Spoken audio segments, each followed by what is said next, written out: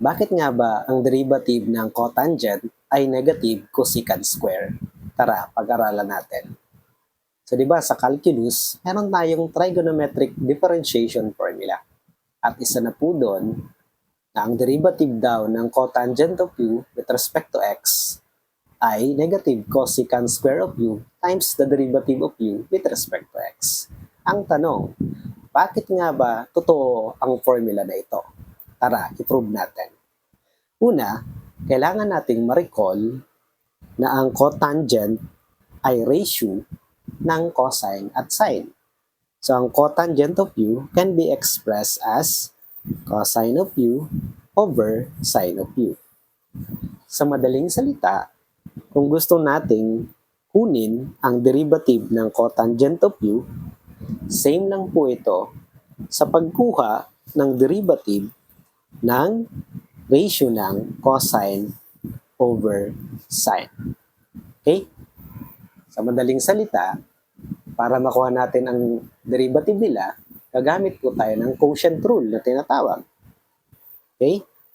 So kapag meron tayong ganito, u over v, where u and v are in terms of x, they are both functions of x. So ang derivative po nito ay, di ba may ano dyan, may mnemonic ano dyan, sa derivative ng quotient, low di high, low di high, minus high di low, all over v square. Ano ba yung low di high minus high di low? Pag sinabing low, ibig sabihin denominator. So yung v, low. B, D, ibig sabihin derivative. High, ibig sabihin derivative ng u. D, high, ibig sabihin derivative ng numerator. Kaya u prime. Minus high, ibig sabihin numerator. D, low, ibig sabihin derivative ng denominator. So ganun. Diba? Pero anyways, ang formula, hindi siya basta-basta minimemorize pero mas maganda na memorize natin. Pero formula need to be understood. Okay? Kaya nga dito, sa video na to, pinoprove natin bakit meron tayong ganoon na formula. Okay? Now, ang gusto nating kunin na derivative ay yung ratio ng cosine at sine. So again, gagamit po tayo ng quotient rule, yung ginawa natin kanina. So, ang derivative nito ay, so, denominator muna. So, sine of u times derivative ng numerator times derivative of the numerator, cosine. Minus cosine times derivative of the denominator, which is sine of u. Then, all over the denominator, the square of the denominator. So, sine of u squared. Okay, ayusin natin itong equal sign. Dapat dito siya. Okay? Now, we have to take the derivative of cosine and sine. So, mamaya na tayo maglagay ng equal sign para hindi na tayo magbura kung hindi nakapantay.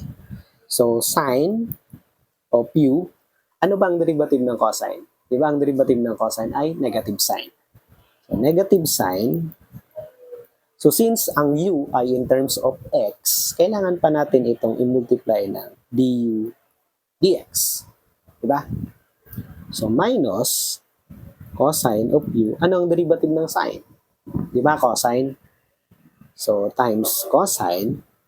So, du dx. And then, all over, the square of sine of u is sine square of u. Okay? Now, simplify na natin. Sine times negative sine, that is negative sine square times du dx. And then minus cosine square of u times du dx. Then all over the square of sine. Now, pwede tayong mag-factoring, di ba? So, factor out natin yung du dx. So, negative sine square minus cosine square, diba? Du dx all over sine square of u. Now, negative sila, no? So, hindi yan Pythagorean identity, pero pwede natin siyang i-manipulate. So, di ba, negative siya, ilabas natin yung negative. Negative sine square of u. So, magiging na po itong plus, kasi negative times positive, that is negative, tama? So, plus na po yung dito, okay, sa cosine pala. Cosine square of u times du dx all over sine square of u. And we know that sine square of u plus cosine square of u is equal to 1. Pythagorean identity, di ba? So, this is equal to negative 1 times du dx all over sine square of u. Now, we know that the reciprocal of sine is cosecant, right? So we have negative cosecant square of u times the derivative of u with respect to x. So we have shown that the derivative of cotangent of u, which is equal to the derivative of cosine of u over sine of u, this is equal to what? This is equal to negative cosecant square of u times du dx.